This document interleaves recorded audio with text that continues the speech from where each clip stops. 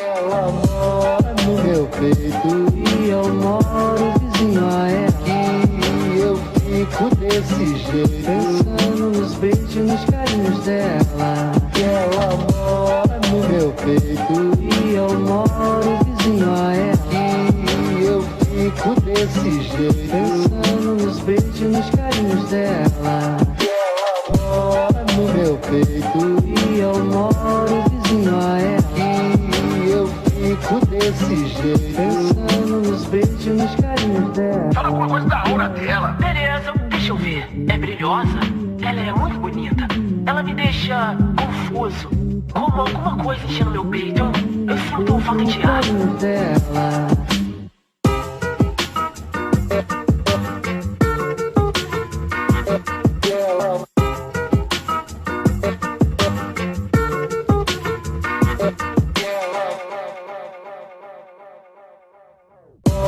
No meu peito e eu moro vizinho a ela.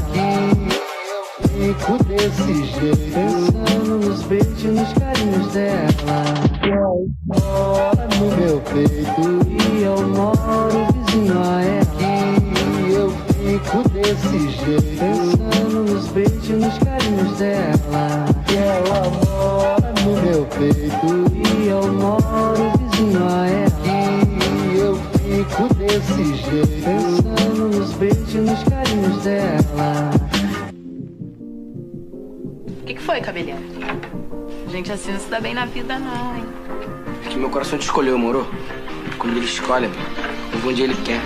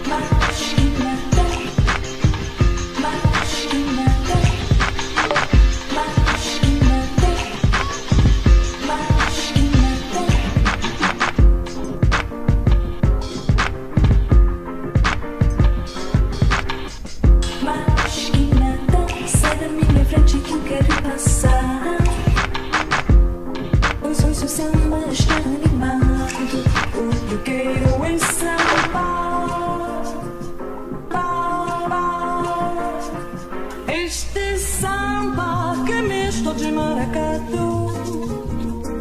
Este samba que é misto de maracatu. E samba de preto veio, samba de preto, samba de preto, samba de preto. Nós que nascemos, o samba como hoje tá legal. Você já vai querer que ele chegue no final. Chegue no final. Chegue no final. Tá de sacanagem comigo, tá? Você nunca ouviu falar em amor à primeira vista? Malandro não ama. Malandro sente desejo.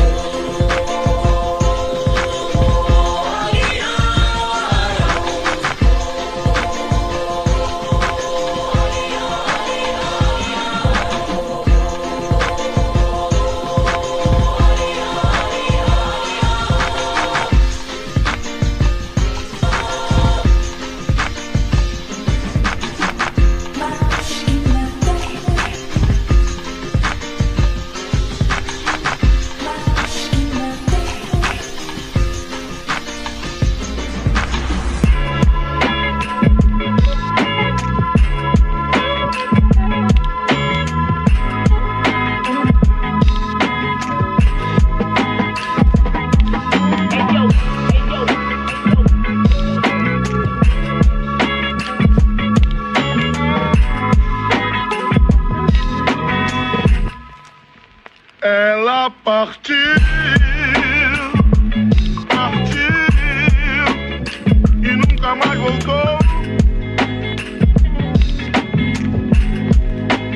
Ela sumiu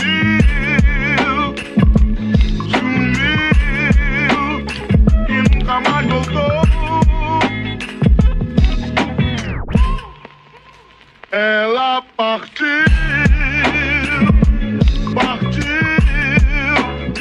e nunca mais voltou. Ela sumiu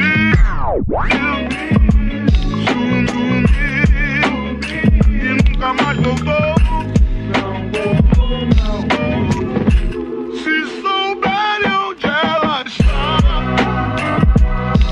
digam-lhe, eu vou buscar.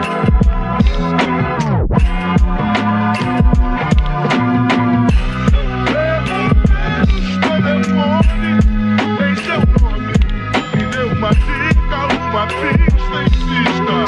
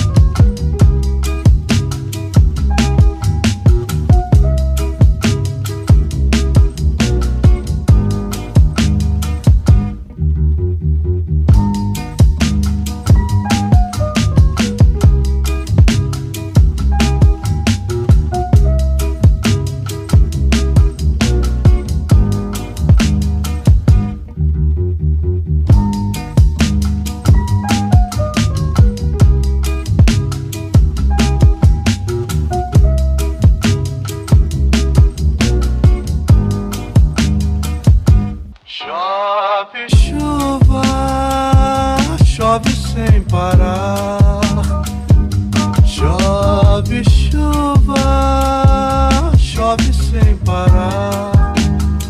Pois eu vou fazer uma prece pra Deus, nosso Senhor, pra chuva parar de molhar o meu divino amor. Que é muito lindo, é mais que o infinito, é puro e belo, inocente como a flor. Chove chuva, chove sem parar. Chove chuva, chove sem parar. Pois eu vou fazer uma prece pra Deus, nosso Senhor, pra chuva parar de molhar o meu divino amor. Que é muito lindo, é mais que o infinito, é puro e belo, inocente como a flor.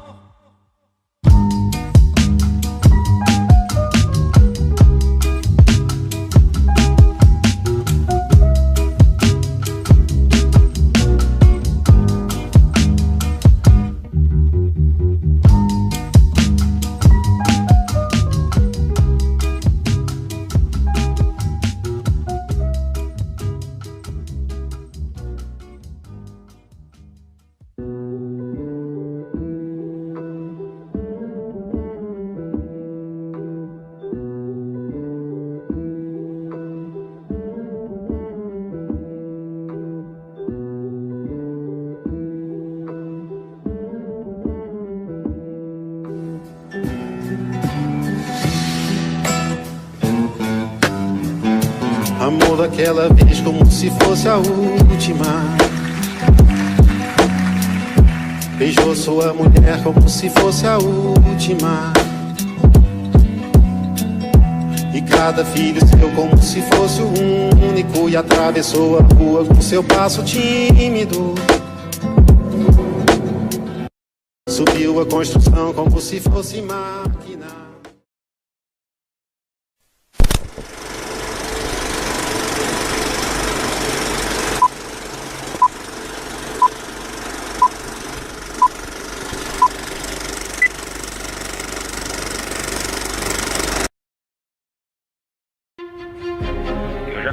aí um filme de 40 minutos por R$500. Em compensação, eu tenho clientes hoje que eu faço 2 reels de 30 segundos e me pagam 2,5 por cada um. Não foi um degrau, foi um prédio assim que eu consegui subir. Saber fazer vídeo hoje é o básico. Agora você entregar aquela coisinha bonitinha, cara, que destaca muito. Eu tenho, projetos, se juntar o salário que eu recebia antigamente quando era CLT, dá 4 meses de salário. Eu vi uma coisa ali que, cara, eu nunca vi alguém aqui no Brasil ensinar isso desse jeito. Eu consegui fechar com um cliente dos Estados Unidos. Vou pro Lollapalooza agora. Tô fazendo agora pra Nissan. Meu Deus do céu, cara, abriu um outro mundo pra mim, sabe? Eu compro o curso em junho e aí em dezembro eu já tô colorindo pro canal Futura. Foi um negócio que realmente a gente sente que vai fazer diferença. E a partir do momento que chega um cara e pega na sua mão e fala, pô, você também pode ser foda, é muito legal pra gente. O valor que eu recebi desse trampo, eu paguei o curso todo e ainda me sobrou 400 conto. Velho, depois que a galera vê a cor feita, eles não querem outra coisa. Porque quem precisa de color precisa sempre. Finalmente não consegue uma luz no fim do túnel pra gente que ficava dependendo de gringo, sabe? Finalmente um brasileiro fez isso. Pra mim foi um divisor de águas. Marcelo realmente entrega tudo. Senhoras e senhores, sejam muito bem-vindos à Jornada Color Pro. Meu nome é Marcelo Santana e eu sou um colorista profissional.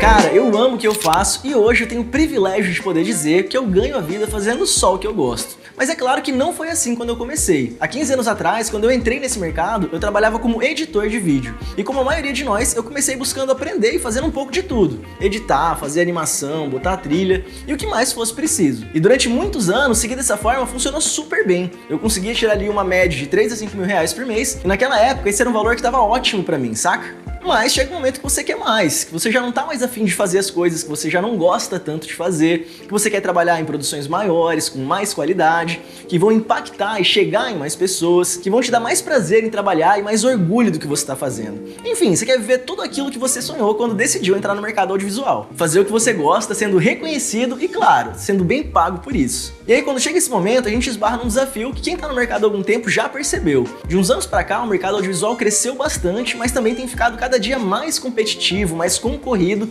e mais cheio de profissionais que, na falta de opção, acabam matando o mercado, cobrando cada vez mais barato pelo trabalho. A minha sorte foi que no meio do caminho eu descobri uma área pela qual eu me apaixonei sem nem sequer imaginar o tamanho do potencial que ela tinha e o quanto ela ia transformar a minha carreira: o color grading.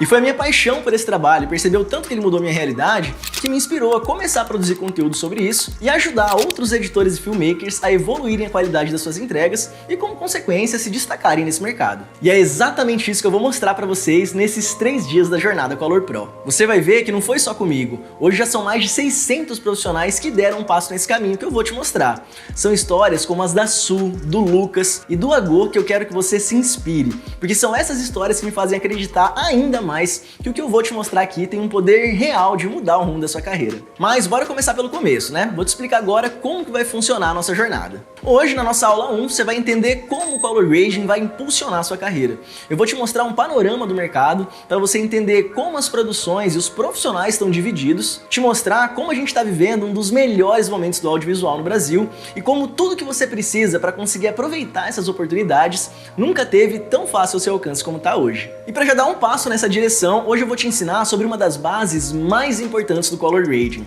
o gerenciamento de cores, que é fundamental para você conseguir aproveitar o máximo da qualidade de seus arquivos em log ou em RAW, como é o fluxo profissional que os coloristas usam para equilibrar câmeras diferentes, que deixa o trabalho muito mais fácil, como aplicar da forma correta os print films de excelente qualidade que estão disponíveis na versão gratuita do DaVinci, como é possível sim chegar em bons resultados mesmo em cenas que não estão em log, e um bônus especial que vai ser como conseguir usar a ciência de cores da Arri, a melhor fabricante de câmeras do mundo, com qualquer câmera que você tiver na mão. Coisas que são conhecimentos básicos básicos e fundamentais para quem quer colorir e que a grande maioria dos profissionais que estão no mercado hoje não sabem. E para você já começar a colocar o pezinho na água, no final da aula eu vou te passar uma missão para você já botar em prática o que você vai aprender nos seus próprios trabalhos e sentir a transformação que o color grading pode trazer para suas produções. Amanhã, na aula 2, você vai ver como se tornar um editor de vídeo ou filmmaker valioso para os seus clientes. Você vai entender onde está o valor que o cliente enxerga,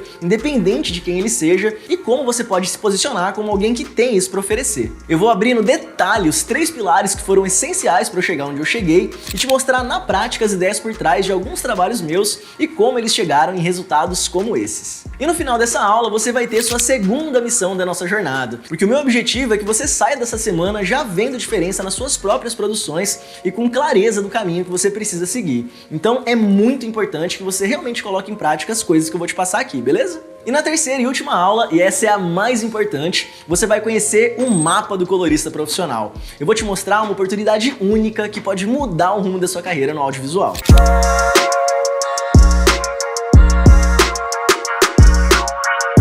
Vou apresentar os caminhos que eu indico para todos os meus alunos e que vão servir para você, independente se você é iniciante, intermediário ou avançado. Então vamos lá, antes de começar com o conteúdo dessa aula, eu quero primeiro esclarecer uma coisa. O que eu vou trazer nessa jornada não é para todo mundo. Se você veio aqui na expectativa de ver um conteúdo puramente técnico, aprender a fazer um truquezinho ou outro e acha que falar sobre o contexto do mercado, estratégia e posicionamento profissional é besteira, enrolação, cara, sinceramente, esse conteúdo não é para você. Se é só técnica que você está procurando, nem perde seu tempo assistindo o que eu vou falar aqui. Você pode ir direto para os mais de 50 tutoriais que já existem no meu canal do YouTube, que você vai ter mais de 20 horas de conteúdo gratuito com um monte de técnica para você aprender. Mas eu já te adianto, se o que você quer de verdade é crescer na sua carreira, ser reconhecido pelo mercado e conseguir realmente ganhar dinheiro com color grading, com a técnica sozinha você não vai conseguir isso. Vou ensinar técnica hoje? Vou, pode ficar tranquilo. Mas antes eu vou te dar todo um contexto, justamente para você ter a visão de como você pode transformar esse conhecimento em uma carreira lucrativa. O conteúdo que eu vou trazer é perfeito para você que já tira uma grana com edição e está buscando algo para se diferenciar nesse mercado. Você que está vendo que o mercado está cada dia mais lotado, que todo dia aparece gente nova disposta a trabalhar por menos e está cansado da realidade de ainda ter que ficar brigando pelo preço. Você que quer ser procurado pelo valor que você entrega e não pelo preço que você cobra. Então, se você sente que seus projetos não são tão valorizados pelos seus clientes, que você trabalha pra caramba e não ganha o quanto deveria, que as suas edições e você como profissional podem ir para um outro nível, é com você que eu tô falando e é você que precisa acompanhar essa jornada até o final.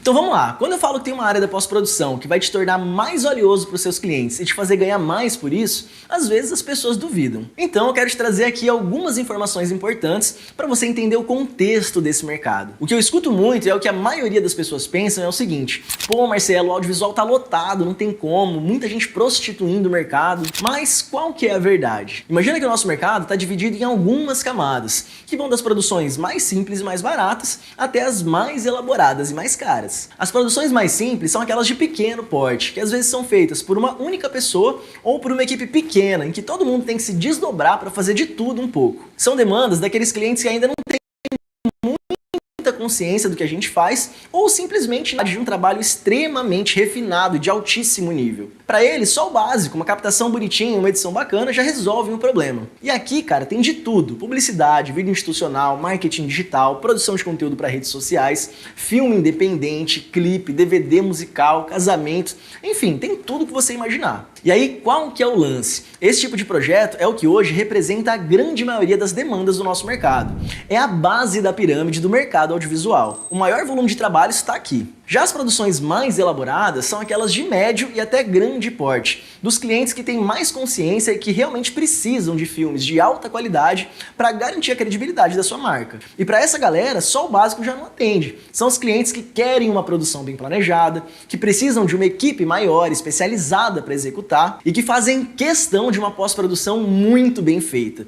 E aí todos os nichos que eu falei que existem na primeira camada, existem aqui em cima também, só que nesse nível superior de produção. Esse tipo de projeto é o que compõe a camada do meio da pirâmide. É um volume menor de demanda comparado com a camada de baixo, mas que são produções de orçamentos maiores. E por último, no topo da pirâmide é onde está o creme do creme da produção audiovisual do Brasil. É série que você vê na Netflix, publicidades para marcas gigantes que custam literalmente milhões de reais para produzir, clipe de artista famoso, longa-metragem, enfim, tudo de mais fino da produção nacional tá nesse topo. E aí, como que funciona? Imagina que hoje, 80% dos profissionais do mercado estão presos nessa primeira camada da pirâmide. É a galera que está chegando agora ou que ainda não conseguiu alcançar um nível de qualidade, um diferencial que deixe claro que ele não está mais no mesmo nível de quem está aqui. É aquela galera que pode até não ficar sem trabalho para fazer, porque como a gente viu, o volume de demanda aqui é muito grande. Mas são sempre aquelas produções de orçamentos pequenos e é quem mais sofre com concorrência que aparece cobrando mais barato. Porque é a camada do mercado formada por uma maioria de clientes que está mais preocupada com o preço do que com a qualidade. Já aqui nessa camada do meio, o cenário muda completamente. Aqui é onde ficam 15% dos profissionais que conseguiram se desenvolver, tanto na técnica quanto artisticamente. Isso é um ponto super importante, mas que eu vou falar mais sobre ele na aula de amanhã, a ponto de se destacar da galera que tá aqui embaixo. E cara, esses 15% já vivem uma outra realidade.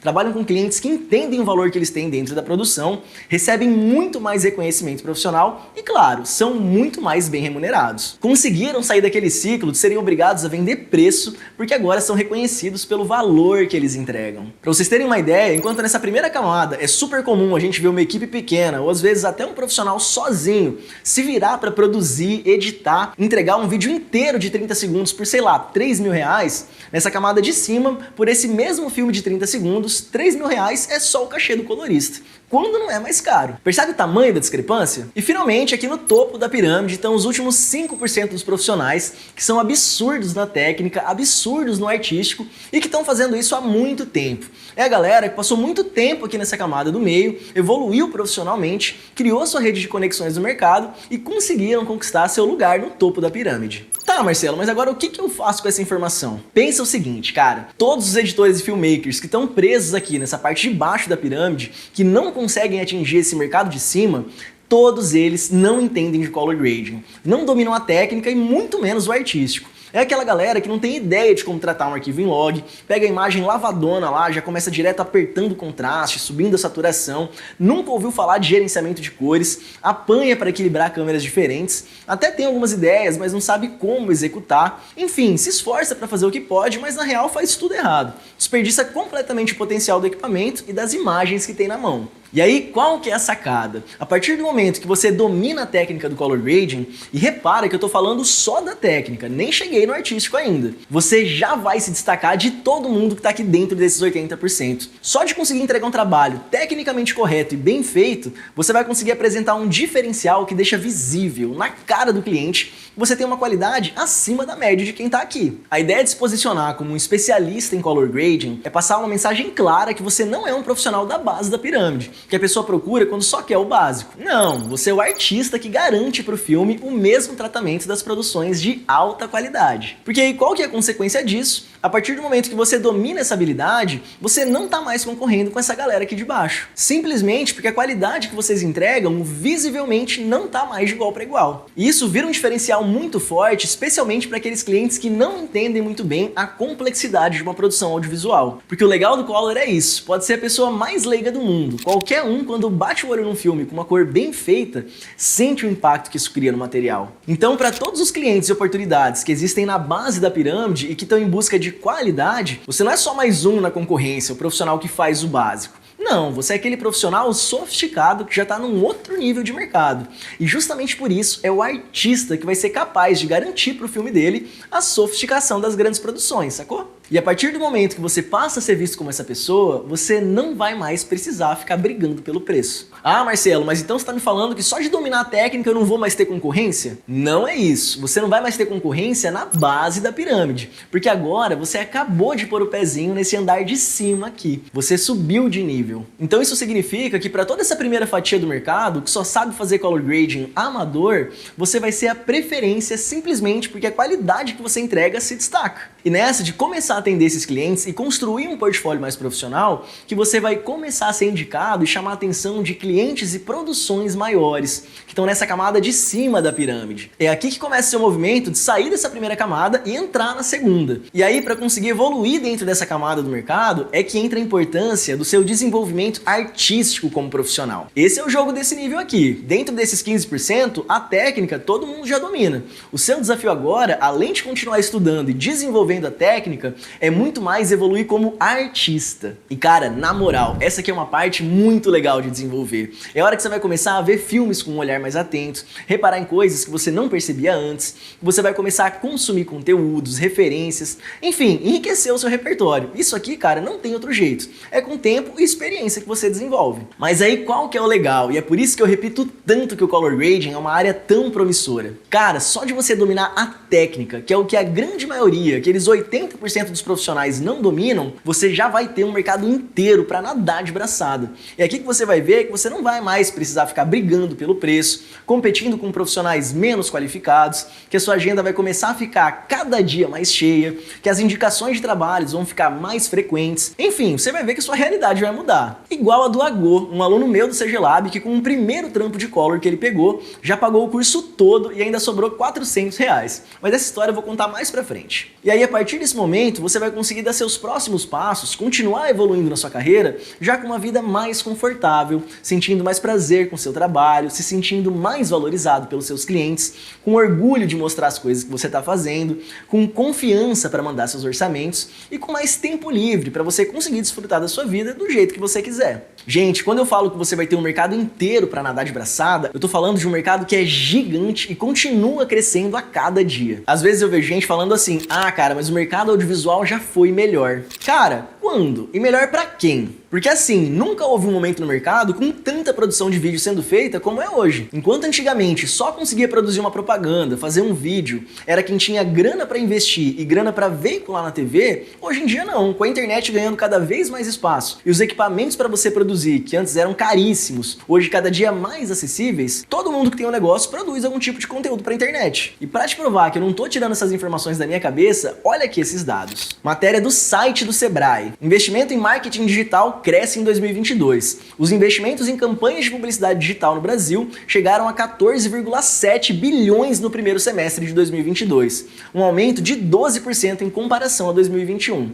E aí, olha que legal esse detalhe. Quem mais investiu em publicidade digital, concentrando 68% da verba, foi o comércio, seguido dos setores de serviço, mídia, eletrônicos e financeiro. E quem aumentou as verbas em campanhas digitais na primeira metade de 2022 foram os segmentos de bebidas, mídia, alimentos, vestuário, eletrônicos e informática, beleza, comércio, turismo e serviços. Agora, olha essa outra matéria aqui do Sebrae. Marketing digital. Empresas apostam cada vez mais na estratégia. Uma pesquisa recente mostra que 94% das empresas no país escolheram esse tipo de estratégia para o crescimento da marca. Ou seja, negócios de todos os setores da economia estão cada vez mais em busca de produção audiovisual. E quanto melhor for a produção, mais competitivo consegue ser o negócio. E cara, você pode ter certeza, a tendência é só melhorar. Quer ver? Junta essa informação com essa notícia aqui. Brasil tem 2,7 milhões de novas empresas em 2023, totalizando 21,8 milhões de empresas ativas em todo o território nacional. Dessas, 93,7% são de microempresas ou empresas de pequeno porte. Então, o que isso tudo quer dizer? Enquanto antes só as marcas grandes conseguiam produzir, hoje em dia todas as pequenas e médias empresas também conseguem. E não só conseguem, como precisam, porque todo mundo já está entendendo. Um negócio que não tem conteúdo na internet vai ficar para trás. E todo negócio que está mirando alto nível para conseguir se destacar precisa de color grading, simples assim. Então, pode até ser que antes poderia ser melhor para algumas pessoas, porque o acesso era mais difícil e era menos concorrido. Mas hoje, para quem é bom, tem muito mais trabalho. E aí, já aproveitando o gancho que eu falei dessa questão do acesso aos equipamentos, eu quero entrar no terceiro ponto dessa aula de hoje para a gente poder partir para dentro do DaVinci e eu mostrar o conteúdo técnico que eu preparei para vocês, que é como tudo que você precisa para conseguir aproveitar essas oportunidades nunca teve tão fácil ao seu alcance como está hoje. Primeiro, você não precisa de uma super máquina para conseguir rodar o DaVinci. Se você tiver aí 16 GB de RAM e uma placa de vídeo com 2 GB de VRAM, você já consegue usar o programa. E segundo, e o mais inacreditável, você pode trabalhar com a versão gratuita do programa, que é super completa. Eu mesmo trabalhei profissionalmente com ela há alguns anos no começo da minha carreira. Só fui comprar a versão paga quando já estava ganhando dinheiro com isso e tinha condição de investir. Então a única coisa que você precisa para começar hoje é de conhecimento e entender o caminho. E é exatamente isso que eu vou te mostrar nessa jornada. E cara, pra você ter uma ideia, quando eu comecei, eu tava aí, no mesmo lugar que você tá. Se pá, até antes. Deixa eu te contar um pouco melhor essa história. Cara, eu sempre tive um fascínio gigantesco pelo cinema, assim, saca? Meu pai gostava muito de ver filme, tinha essa coisa de ir na locadora nos finais de semana, sabe? Porque naquela época, pô, não tinha streaming, não tinha essas coisas. Não era fácil de você assistir filme na sua casa. Então você precisava ir em algum lugar. E aí tinha esse hábito todo final de semana. Meu pai ia na locadora e eu lembro, velho, dessa sensação gostosa de entrar na locadora, ter aquelas prateleiras, um monte de títulos. E nessa época você não sabia nada dos filmes antes de você ver. O que te chamava atenção era a capa, era o visual que tava ali. Então era aquilo que ia fazer você decidir se você ia assistir ou não. Então essa era uma coisa que, uma lembrança muito gostosa que eu tenho da infância, uma relação que eu tinha com meu pai dessa coisa dos filmes. E tinha essa coisa do final de semana, a galera se reunia, a família se reunia na sala, todo mundo pra ver filme e tal, né? E aquela tensão em torno daquela ocasião, assim. E, putz, velho, lembro de uma vez, uma situação, nossa, essa nunca vou esquecer, me marcou demais, velho. Que meu pai alugou o Sexto Sentido pra gente assistir. Puta, filme foda, velho, filme foda, assim, um dos clássicos que eu vi na infância. E eu nunca esqueço, velho. Reuniu a família toda pra assistir. Tava lá meu pai, minha mãe, meus avós, meu tio. E nessa época eu devia ter, sei lá, cara, uns 8, 9 anos. Eu era pirralhinho de tudo, saca? E eu não sei, cara, o que aconteceu, mas no meio do filme, alguma coisa rolou. Eu falei, ah, esse cara tá morto. Saquei, velho, no meio do filme. E aí, tipo, imagina, velho. Falei isso, criancinha no meio do filme, os adultos em volta. Cala a boca, velho, pelo amor de Deus, deixa a gente assistir o filme e tal. E aí a história vai se desenrolando, chega no final, puf, cai a aliança, todo mundo percebe. O cara tá morto, velho. Nossa, nunca vou esquecer disso. Foi muito massa, velho. Imagina, né? Nunca nem me passava pela cabeça. Tipo, eu gostava de filme como qualquer pessoa gosta de filme, assim. Era uma coisa que... Quem que não gosta de filme, né? No ensino médio eu jurava que eu queria fazer medicina, eu morava em Santos nessa época, São Vicente, litoral de São Paulo. E aí, velho, aconteceu, em determinado momento lá, aconteceu uma fatalidade na minha família, uma pessoa morreu, e isso atravessou completamente toda a história dos meus pais, assim, sabe? Tanto emocionalmente quanto a própria profissão deles, assim. Era uma coisa que, por vários motivos, envolvia o trabalho e tal. E por conta disso, meus pais tiveram que mudar de cidade. Foi quando a gente veio pra Cuiabá, isso foi em 2009. Porque tinha uma boa parte da minha família que morava aqui. E entre os parentes, né, entre os familiares que moravam aqui, tava o meu irmão. E o meu irmão sempre foi um ídolo pra mim, assim. Ele é um irmão mais velho, 9 anos mais velho, né? Então eu cresci idealizando ele pra caramba, pai, era apaixonado por ele. E ele já era um cara que começou a trabalhar muito cedo. Quando eu cheguei aqui em Cuiabá, eu tinha 15, 16 anos, ele estava montando a primeira produtora dele. E aí nessa, né, velho, eu apaixonado no meu irmão, ficava indo no trabalho visitar ele para poder passar o tempo com ele e tal. E ficava vendo ele trabalhar. Pô, curioso, ficava perguntando, né? Pô, por que você fez isso? Por que você clicou naquilo? Por que você apertou aquilo outro? Mas uma curiosidade completamente despretensiosa, assim. Uma coisa muito massa, velho, que me marcou muito, assim, nessa época, é que meu irmão, velho, tinha muita, mas muita paciência pra me ensinar, saca?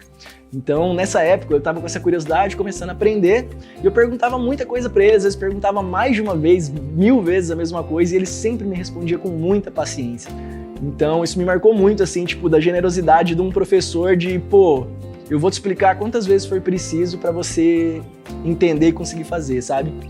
E aí ele percebeu que, pô, que eu tava interessado, que eu tava começando a fazer as coisas, e ele começou a me passar umas coisas pra fazer, já que eu tava perguntando, tava querendo fazer, né, velho? Eu nunca esqueço, a primeira coisa que eu editei, velho, foi um DVD de sertanejo, saca?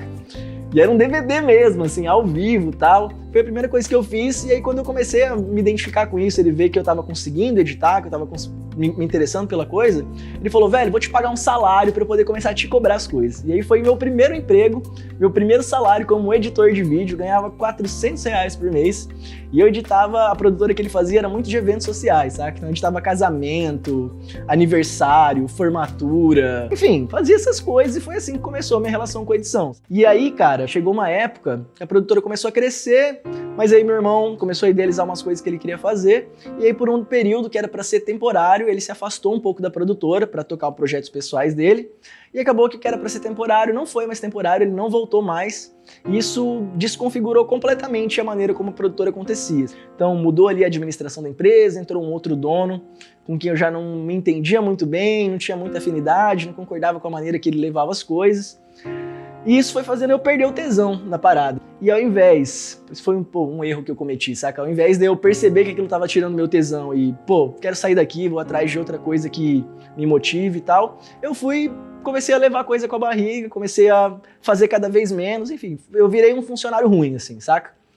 Até que um dia rolou uma situação lá, a gente discutiu, bateu boca no meio da empresa e tal, e ele me mandou embora. Falou, cara, então quer saber? Assina seu aviso e você não precisa mais voltar, saca? Foi o primeiro momento que eu tomei um susto, assim, na profissão, porque, trabalhava ali, não ganhava muito, mas tinha um trampo, tinha uma renda que eu tava acostumado a receber, e aí, de repente, por causa disso, tomei um choque de realidade, saí fora, perdi o trampo.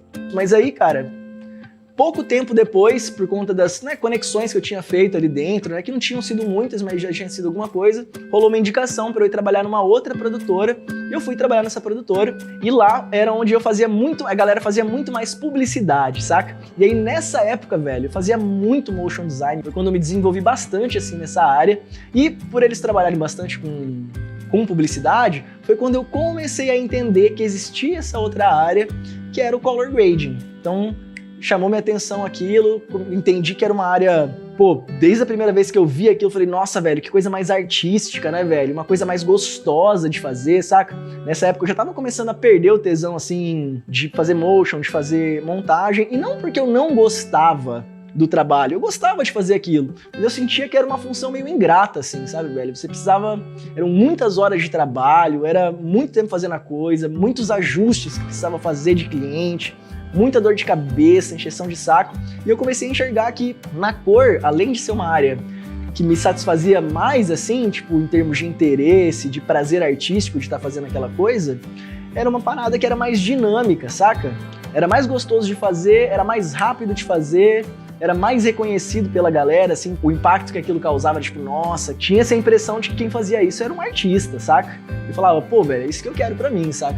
Um trabalho que eu consigo fazer em menos tempo, ter mais prazer, atender mais pessoas e ainda por cima ter esse reconhecimento profissional de um artista, não de um técnico, sabe? Nessa época, né, velho, comecei a estudar essas coisas e logo em seguida, pouco tempo depois, recebi a notícia do dono da produtora que ele ia comprar uma Red, velho. Nossa, velho. Aí eu fiquei feliz demais. Falei, nossa, mano. Comecei a me interessar por cor e bem agora vou ter a oportunidade de começar a trabalhar com uma câmera de cinema, velho. Uma câmera profissional, uma câmera que, todo colorista gostaria de pôr a mão e brincar com aquelas imagens, né? Minha expectativa foi lá em cima, minha empolgação foi lá em cima. E eu acho que a minha empolgação só não foi maior do que a frustração que veio depois, sabe, velho? Porque... cara, o dono da produtora simplesmente não me deixava colorir os materiais, velho. Não me deixava. Era uma coisa nova, né? Ainda mais aqui no mercado de Cuiabá, o acesso a essas câmeras de cinema, ao cinema digital, era uma coisa muito nova. As pessoas não entendiam direito o que era o log, não entendiam direito o que é aquela imagem lavada e tal. E pra esse dono de produtora que não entendia muito bem, tá ligado? Ele não tinha muita noção do que estava acontecendo ali. Pra ele, o bonito era a imagem lavada, a imagem log. Eu lembro, cara, uma coisa, nossa, me marcou muito. Colocava a imagem lavada e ele falava, isso é cinema. Aí você botava o contraste, não, agora virou vídeo. Nossa, velho, eu ficava assim, agoniado de ouvir isso, sabe, cara? E ele não me deixava, qualquer coisa que eu tentava propor, que eu tentava produzir, que eu tentava fazer ali, ele falava, não, volta. E putz, velho, isso foi acumulando uma agonia dentro de mim, assim, sabe? Naquela época eu até tava feliz com o meu salário, já me sustentava, precisava daquela renda, sabe, pra conseguir me manter e tal, já era uma época em que eu me sustentava sozinho, meus pais nunca foram ricos, mas nessa época especialmente, eles estavam passando por uma situação financeira um pouco mais delicada, então era assim, eu não tinha pra onde correr, sabe, eu precisava daquela renda. Mas essa sensação, velho, essa coisa dele não me deixar fazer aquela parada, dele não me deixar perseguir aquilo que eu tava a fim de perseguir, experimentar aquilo que tava tão perto, mas ele não me deixava acessar, aquilo foi me gerando uma sensação de frustração tão grande, velho. Aquela sensação de você querer desenvolver, mas parece que tem alguém que tá querendo te segurar pra trás, saca? Que chegou uma hora que eu não aguentei mais. Falei, velho, quer saber? Eu vou tentar perseguir minhas oportunidades sozinho, assim. Aí pedi as contas dessa produtora.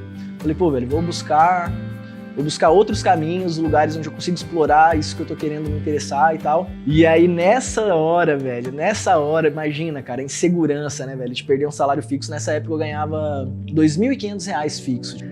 E cara, sem salário, sem renda, dependendo só de mim mesmo pra me sustentar.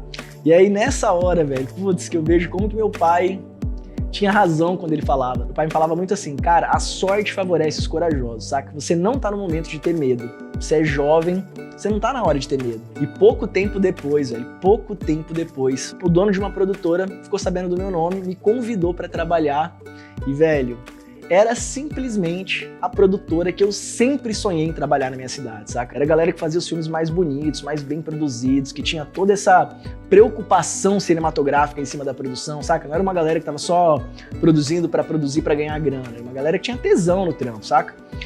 E fui chamado pra trabalhar nessa produtora e, velho, foi sensacional, porque o dono da produtora era um diretor, velho, e ele adorava esse meu entusiasmo pela cor, saca? Sempre me incentivou a continuar estudando, a não ter medo de ser ousado, porque ele entendia o valor que aquilo tinha, saca? Ele sabia o tanto que a cor podia elevar o nível de um filme, então ele me incentivava muito a desenvolver isso, saca? E nessa época, velho, era muito louco, porque tava começando a me interessar por cor, achei uma oportunidade em um lugar onde eu podia explorar isso, mas apesar de ter tido esse caminho, de ter tido esse espaço pra começar a explorar isso, velho, o estudo da parada era muito difícil, saca? Não tinha conteúdo na internet como tem hoje, assim, um monte, saca? Muito menos em português. Então, se você não falava inglês, o acesso era ainda mais difícil. Então, não sabia onde pesquisar, não sabia quais livros ler, não sabia onde buscar. O que eu conseguia fazer era pesquisar tutorial no YouTube. E, cara, hoje eu falo que eu tava desaprendendo, saca? Eu tava tentando aprender e eu tava desaprendendo, porque eu tava aprendendo tudo errado, velho. Um monte de gente ensinando coisa que tirou não sei da onde, saca, velho? Velho, a galera tratando o log daquele jeito, de aperto contraste, sem saber o que era gerenciamento de cores, fazendo, assim, horrores e ensinando esses horrores na internet, saca? Então, velho, muitos anos depois, quando eu achei o fio da meada, que eu fui entender como que eu passei anos pedalando, andando em círculos. E é muito cruel isso, né, velho? Porque você tá ali, cara, você tá botando sua energia, você tá botando sua paixão na parada, você tá com vontade de desenvolver no bagulho. E você não tem acesso à informação, velho. Você tá ali refém de informação errada. Puta, isso é muita sacanagem, sabe, velho? E foi aí, um pouco depois disso, velho, que eu tive a sorte, cara. Eu tive a sorte de encontrar um mestre, um colorista foda de São Paulo, um cara chamado Marcelo Rodrigues, dono da Mia Lab Cinematografia, que foi, velho, o cara que foi a grande virada de chave da minha carreira, saca? Um professor, velho, um cara, assim, além de ser um profissional absurdo, velho, o cara manja muito de cor, um artista, saca? A origem dele é das artes. E ele teve a generosidade, velho, de me ensinar tudo que eu precisava aprender pra realmente começar a me desenvolver na parada, saca? Ele me deu a base técnica, que era o caminho que eu precisava pra começar, sabe, pegar o fio da meada e começar a entrar nos trilhos do estudo, aprender da maneira certa. E, velho, isso me marcou tanto, velho, porque, assim, eu me lembro claramente, depois que eu encontrei esse cara, depois que eu fiz os primeiros cursos com ele, aprendi as primeiras coisas com ele, velho, a minha curva de aprendizado foi, assim, foi absurda, saca? Eu me desenvolvi em semanas o que eu não tinha me desenvolvido em anos, velho. Simplesmente o cara falou, cara, não, começa por aqui, você tem que entender isso, você tem que entender isso. E daí pra frente, cara, minha carreira deslanchou, saca? Tipo, o resultado do meu trabalho veio muito rápido e o reflexo desse resultado no trabalho apareceu na minha carreira tão rápido quanto, saca? Os clientes começaram a perceber, as indicações começaram a ser mais frequentes, então eu comecei a me destacar no meio do mercado, assim, que eu ainda era editor, o mercado era de editores, era impossível aqui você ser colorista, não tinha essa função no mercado, saca? Então eu era o editor que sabia fazer cor. Então algumas pessoas passaram a me chamar por causa disso. Aí o que eu comecei a fazer? Toda vez que alguém me pedia alguma coisa, eu já mandava o orçamento descrito lá, ó, tanto pela montagem, tanto pelo color. E as pessoas pagavam, velho. Lógico que elas pagavam, porque elas viam que o filme tava ficando melhor, saca? E aí quando o cliente não tinha a grana pra pagar o valor que eu tava pedindo, ele passava a montagem pra alguém mais barato e ele mandava só a cor pra mim. Então foi a partir desse momento que eu consegui começar a pegar meus primeiros trabalhos só como colorista, saca? E aí, velho, qual que é o legal disso tudo, né? Quando eu comecei a ter a oportunidade de fazer esses trabalhos aqui, né? que era um mercado local que eu tinha, o mercado de Cuiabá. Assim que eu comecei a pôr esses trabalhos, divulgar esses trabalhos na internet, compartilhar com as pessoas o que eu tava fazendo, cara, é impressionante. A gente nunca sabe quem que tá olhando. Às vezes a gente vai postando as coisas, não tem tanto feedback, tem a sensação que não tá postando pra ninguém, mas, velho, tem sempre alguém vendo. Então, nesse momento, cara, depois de ter feito esse movimento, que era uma coisa assim, mais pra eu compartilhar, pra eu conseguir ver meus trabalhos depois, pra eu chamar a atenção dos clientes locais ali. Então, tipo, atirei, sei lá, numa altura acertei muito mais alto, saca? Porque eu comecei a atingir mercados que eu não imaginava que eu podia atingir. Mercado de fora, mercado de outras cidades, de outros estados, de outros países, sabe, velho? Não imaginava que um dia, pô, eu aqui morando em Cuiabá, saca? Tipo, longe dos grandes centros, assim, longe de onde eu sempre imaginei que eu precisava estar pra conseguir entrar nesse mercado, trabalhar com isso. Velho, hoje daqui já fiz filme pra Alemanha, pra Áustria, já fiz publicidade pra Dubai, já fiz publicidade pra Carolina do Norte, nos Estados Unidos, já me conectei com gente do mundo inteiro daqui, velho. Então, tipo, é muito louco isso. Não dá pra subestimar o poder que você pôr a sua carinha no mundo tem, saca? Porque você nunca sabe quem tá olhando, velho. E aí, cara, foi dessa forma que, cara, minha carreira deslanchou e tudo que eu tenho hoje, tudo que vocês veem nessa produção de conteúdo que eu faço pro canal, meu escritório, meu estúdio, tudo, velho, tudo isso veio do color grading. Foi sem dúvida a coisa que mais transformou a minha realidade, velho. E me dar conta disso, sentir o impacto que isso teve na minha vida. E toda a dificuldade, velho, que foi, saca? Pra encontrar o conhecimento, pra encontrar um lugar seguro pra estudar, pra descobrir como entrar no mercado. Tudo isso foram as coisas que me motivaram, assim, me deram esse desejo de, velho, conseguir facilitar para as pessoas o caminho do mesmo jeito que o meu mestre me facilitou quando eu tava precisando, sabe? Ter tido um mestre, ter encontrado o caminho, acelerou a minha carreira e mudou minha realidade de uma maneira muito, muito foda, saca? E só de imaginar que eu posso oferecer isso para outras pessoas, velho, pô, não tem preço, sabe?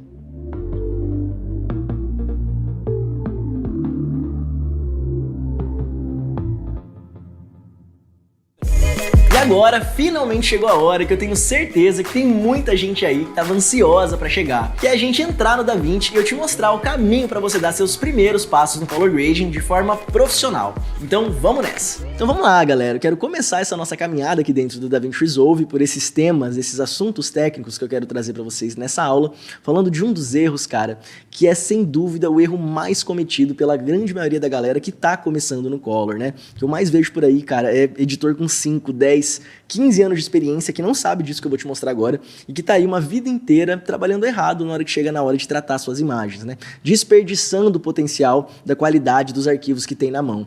Que é, cara, qual é o fluxo de trabalho correto que a gente deve seguir quando está trabalhando com imagens em log ou em RAW. É um erro que eu também cometi muito quando eu estava começando, porque, cara, era uma informação que pouquíssimas pessoas tinham e o que mais tinha na internet era a gente ensinando a fazer isso daqui errado, saca? Que era o quê, né, cara? O que a grande maioria de nós foi ensinado a fazer quando estava começando? Você pega lá uma imagem que está em log como essa, começa lá apertando aqui o contraste, aí você pode diminuir aqui um pouco o pivô e tal. Ah, chegou no ponto legal de contraste, vamos colocar um pouquinho de saturação, aí saturava um pouco lá a imagem, e aí chegava lá no ponto de partida e seguia, né? Mas acontece, cara, que essa forma de trabalhar aqui tá completamente errada. Por mais que pro nosso olho pareça certo o que a gente tá fazendo, existe uma série de questões técnicas que existem por trás dessas imagens em log ou em RAW que a gente precisa respeitar para conseguir extrair o máximo da qualidade que elas têm para oferecer pra gente, saca? E aí, para você entender isso um pouco melhor, cara, eu vou dar um passo para trás aqui agora para te explicar o contexto, né? Como que é o processo de captura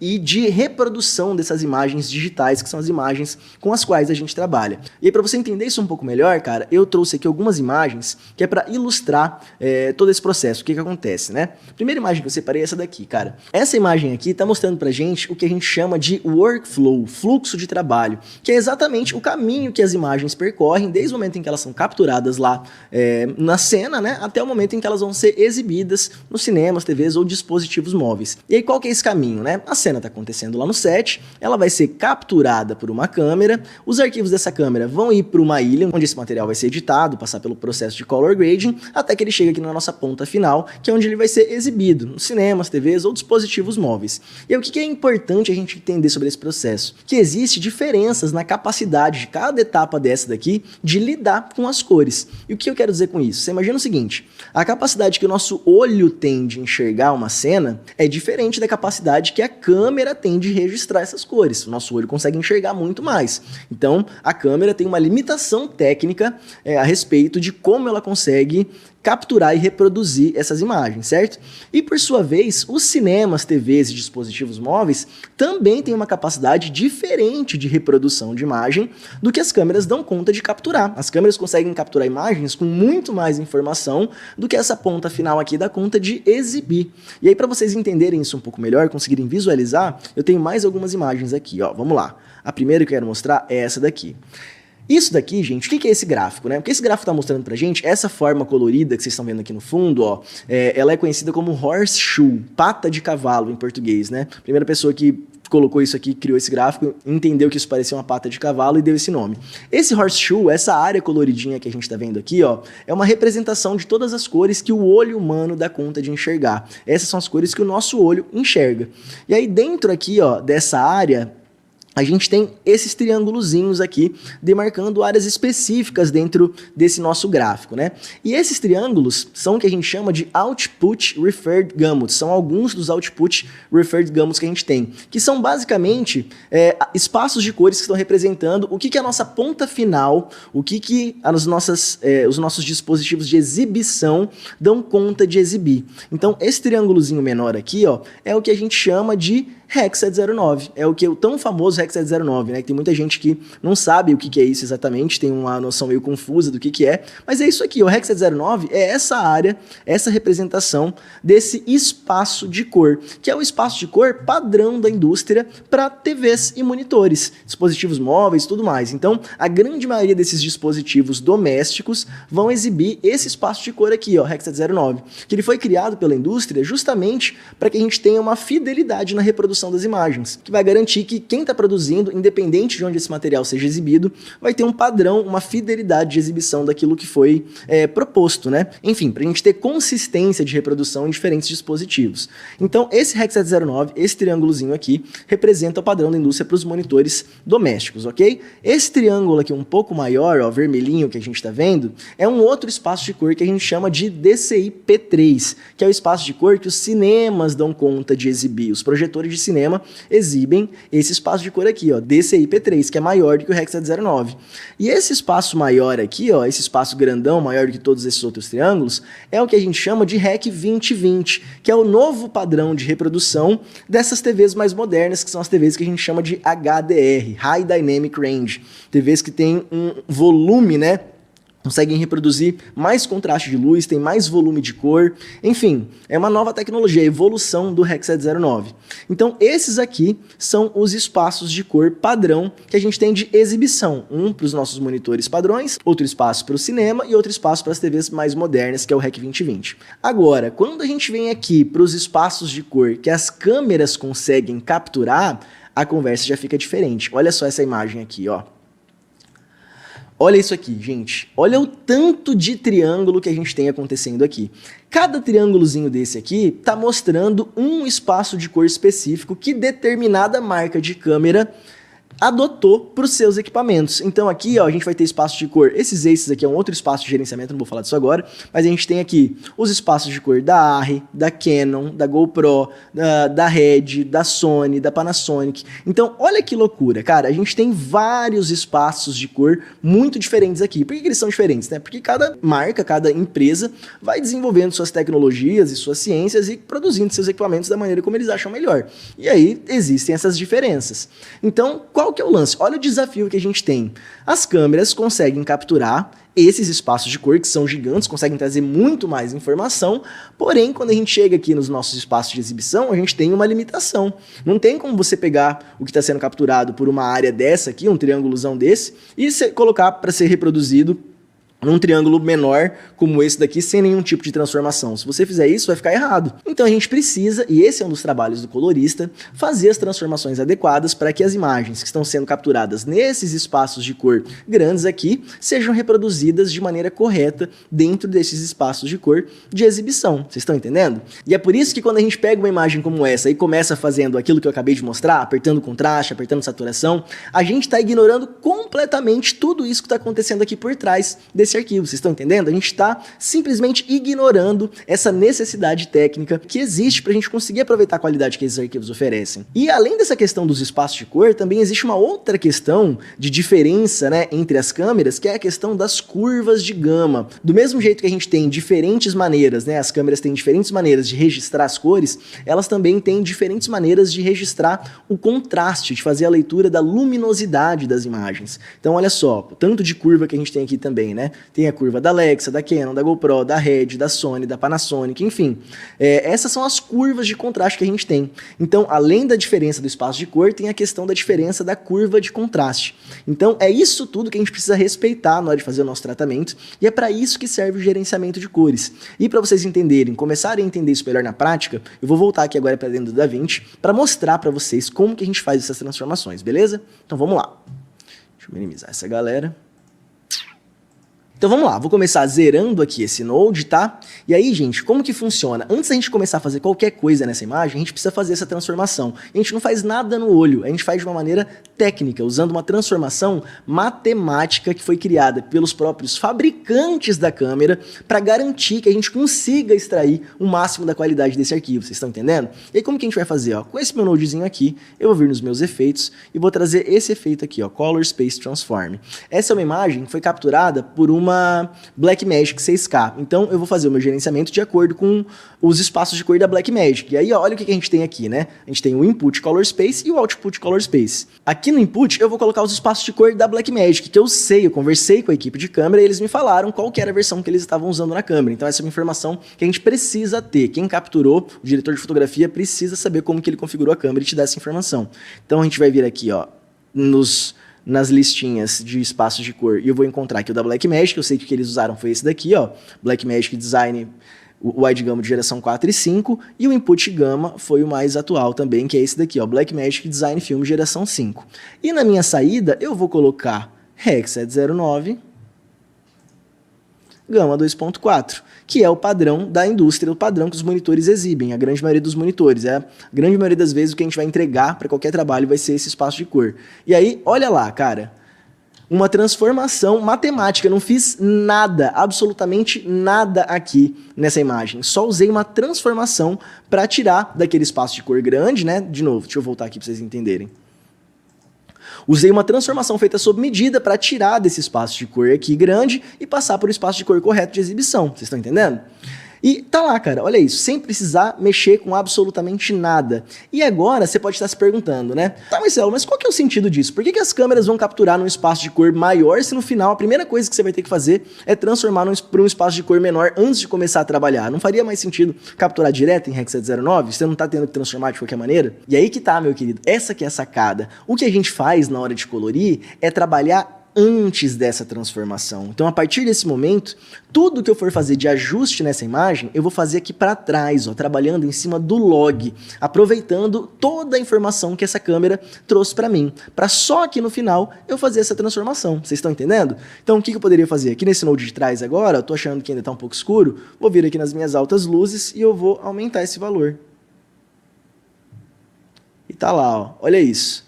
Uma transformação e um ajustezinho de altas luzes aqui, e olha a diferença que a gente fez nesse material, sem precisar fazer nada na unha. Então vocês estão entendendo qual que é a sacada? Como que isso aqui deixa tudo mais simples? E aí uma coisa até legal da gente pensar, cara, que se a gente fosse fazer um paralelo a respeito disso que a gente acabou de fazer com a época do cinema de película, essa imagem em log aqui, se a gente fosse pensar na época do analógico, é como se fosse o filme, o negativo não revelado. Aqui a gente tem uma imagem positiva, não é negativa, mas o paralelo se sustenta, a ideia é a mesma, vocês estão entendendo? Então isso que a gente está fazendo aqui nesse momento é como se fosse a revelação do log, por isso que os coloristas chamam de revelar o log, como se a gente estivesse fazendo o processo de revelação de negativo, só que agora na era digital e com a imagem já positiva. Deu para sacar? E aí beleza, esse aqui é o primeiro ponto, a ideia básica a respeito do gerenciamento de cores. Porém, isso que eu mostrei para vocês agora ainda não resolve todos os problemas que o gerenciamento existe para resolver. Você imagina o seguinte, Esse clipe que eu fiz aqui, ó, ele foi feito com 2 câmeras. Eu tenho até aqui, ó, mais imagens. Ele foi feito, essa mesma sequência foi feito com essa Blackmagic e teve uma outra câmera lá também, que foi essa Sony FX3. E foi até engraçado, cara, porque esse pessoal falou comigo antes, né, deles gravarem o clipe, e eles me perguntaram, tipo, putz, Marcelo, a gente vai precisar de uma segunda câmera, mas a gente não conseguiu uma câmera igual. Será que se a gente trouxer uma câmera diferente, vai dar pra dar um match na hora do color? Eles me perguntaram pra saber se ia dar, né? Eu falei, cara, relaxa, pode pegar essa Sony que o color vai ficar perfeito. Vocês vão ver que não vai dar pra saber quem é quem. Isso já deu uma super tranquilidade pra eles gravarem lá, saca? Mas enfim, voltando, qual que é o lance, né?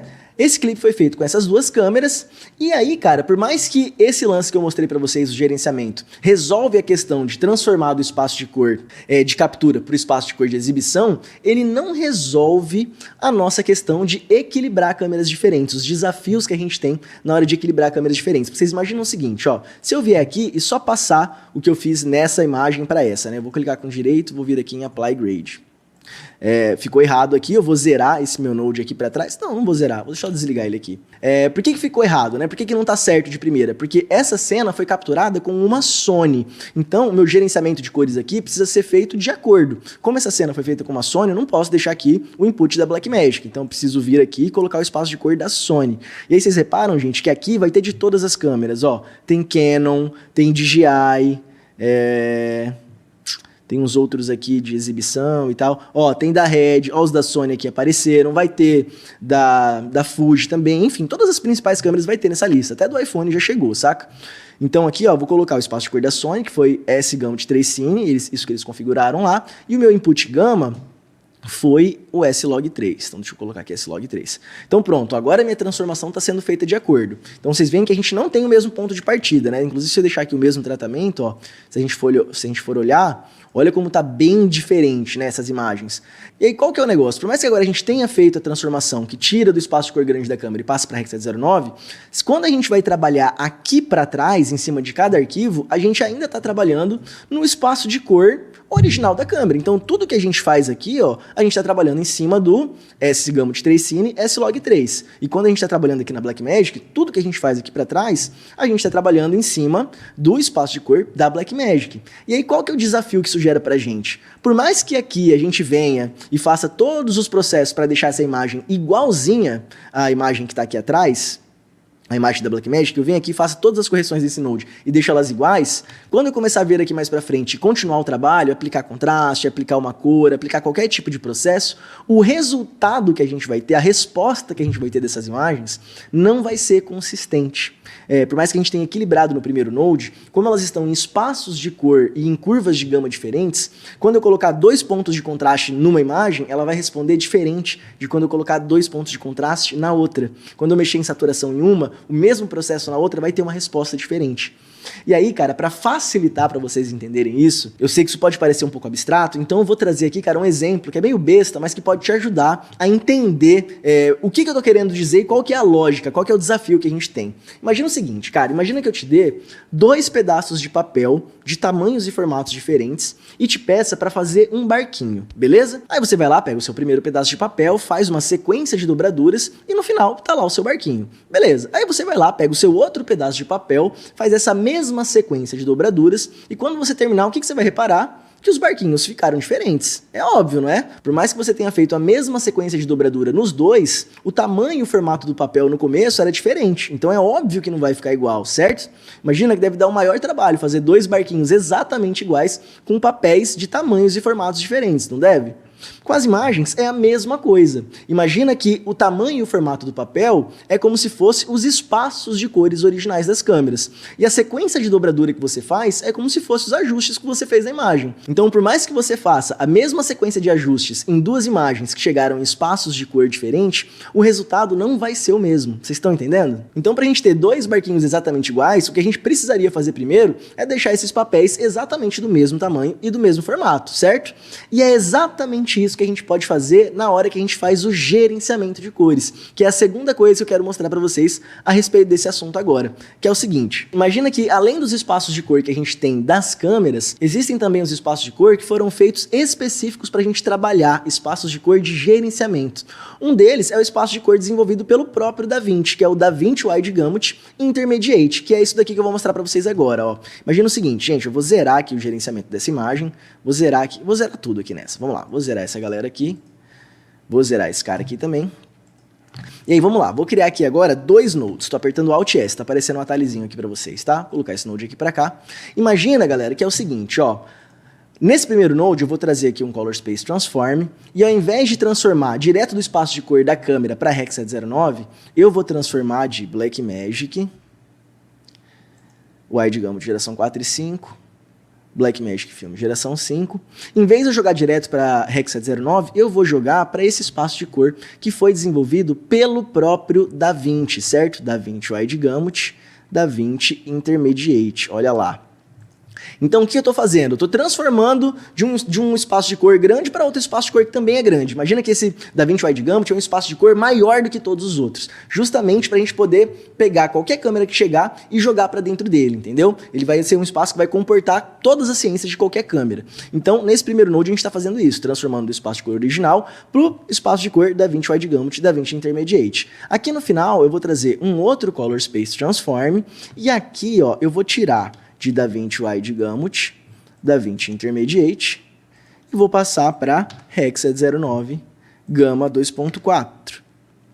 Então, de primeiro, o resultado é exatamente o mesmo. Mas o que está acontecendo? Aqui no meio agora, ó, tudo que eu fizer aqui no meio vai estar acontecendo dentro do espaço de cor DaVinci Wide Gamut. Não estou mais trabalhando no espaço de cor original da câmera, certo? Então, eu posso vir aqui agora, vou até minimizar esse clipe, nesse node do meio, e fazer o mesmo ajuste que eu fiz da vez anterior. Vou aumentar aqui o ganho dessa imagem, tá? As altas, ó.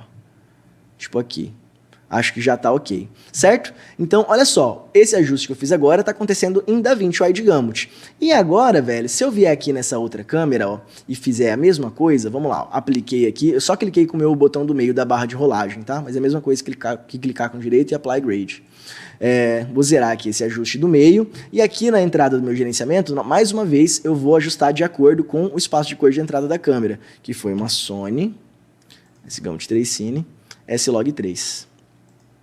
Então, qual que é o lance?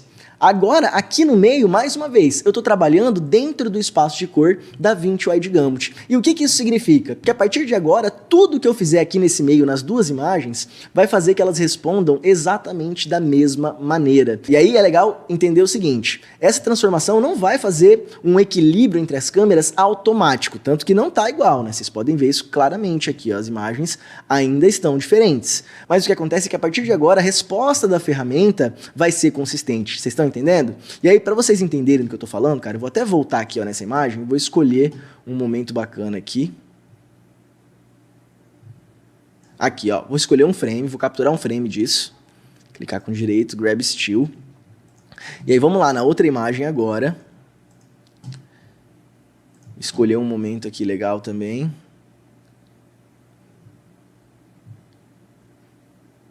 Aqui. Um framezinho para trás, aqui. E aí eu vou trazer a imagem para a gente poder comparar uma com a outra. Ó, como eles estão meio que na mesma posição, eu vou vir aqui nessas opções, ó, de posição, vir nessa última opçãozinha aqui, que é a opção da referência, e arrastar ela um pouquinho para o lado, para a gente poder enxergar. Então agora eu consigo ver uma com a outra, uma do lado da outra. Então agora, nesse node aqui do meio, o que eu vou fazer vai ser operações para igualar essas duas imagens. E vocês vão ver como que vai ser super simples. Cara, olha só o que eu vou fazer. O que eu tô percebendo de cara nessa imagem aqui da Sony é que ela tá mais exposta, ela tá mais clara do que a imagem da Blackmagic, beleza? Então a primeira coisa que eu vou fazer, cara, vai ser vir aqui no meu Offset, que é o meu comando geral aqui das minhas primárias, né? E eu vou diminuir a exposição através dele. Então olha lá o que vai acontecer. Diminuir mais ou menos até aqui.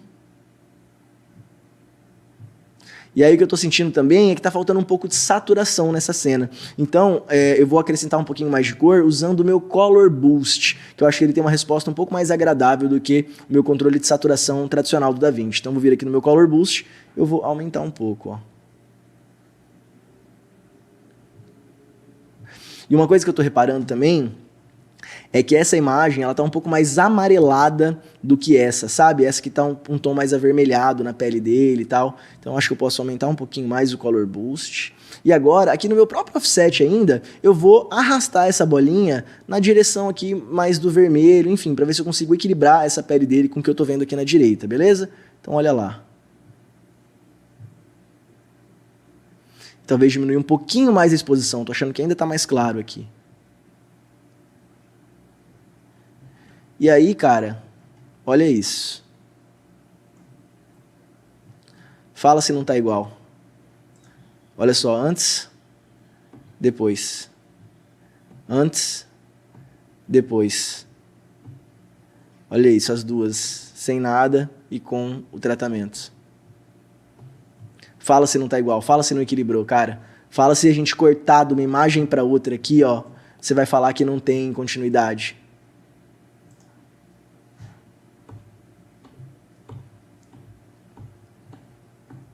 Pra mim chegou, mano, na moral. Olha lá. Talvez esse aqui eu tenha passado um pouco a saturação, então poderia voltar aqui um pouco no Color Boost, ó. Mas é isso, ó.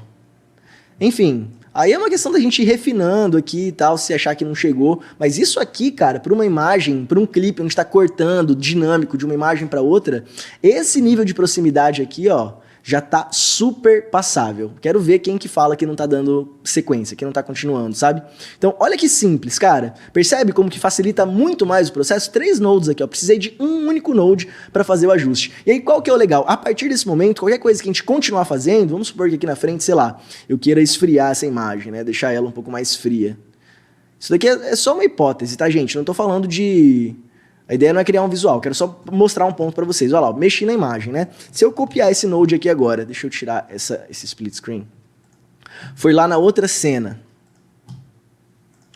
E só colar isso aqui na frente, ó, a gente vai ter as imagens consistentes ainda. Vocês estão entendendo? Essa que é a ideia. A partir do momento que eu ajustei aqui, tudo que eu fizer para frente, aqui dentro desse espaço de cor comum para onde eu trouxe essas imagens, o resultado vai ficar idêntico, vai ficar consistente. Vocês estão entendendo? Isso aqui, galera, é o que resolve mais da metade dos problemas que a gente tem na hora de equilibrar câmeras diferentes. Percebe como ficou muito mais fácil? Muito massa, né? E aí, galera, antes de eu avançar aqui com o próximo exemplo que eu quero dar para vocês, uma coisa que é importante eu dizer é o seguinte, tudo isso que eu tô fazendo aqui de gerenciamento através dos nodes, eu só consigo fazer porque aqui no meu nível de projeto, ó, na minha aba de Color Management, a minha Color Science está em DaVinci YRGB, que basicamente está dizendo que eu não quero que aconteça nenhum tipo de gerenciamento a nível de projeto. Porque isso tudo que eu acabei de fazer aqui através dos nodes, a gente também poderia fazer direto através do projeto, usando essas opções aqui. Mas eu não vou entrar nisso aqui agora, porque senão essa aula vai ficar muito longa. Eu quero que vocês entendam um princípio aqui, e desse jeito que eu estou ensinando já é o suficiente para vocês começarem a trabalhar e terem resultados. Vocês estão entendendo?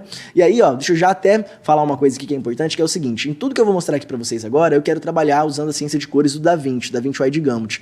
Então, ó, uma coisa para vocês anotarem aí, tá? Tem algumas configurações aqui que é importante a gente mexer antes da gente trabalhar. A primeira delas é essa daqui, ó, Timeline Color Space. Eu não tinha configurado isso ainda, porque o que eu fiz aqui até agora não foi afetado por essa configuração, mas o que eu vou começar a mostrar vai começar a levar em conta isso. Então, aqui no Timeline Color Space, a gente sempre vai colocar de acordo com o espaço de cor de gerenciamento. Como eu estou usando o DaVinci Wide Gamut, aqui no nosso Timeline eu vou colocar DaVinci Wide Gamut também, que está lá para cima.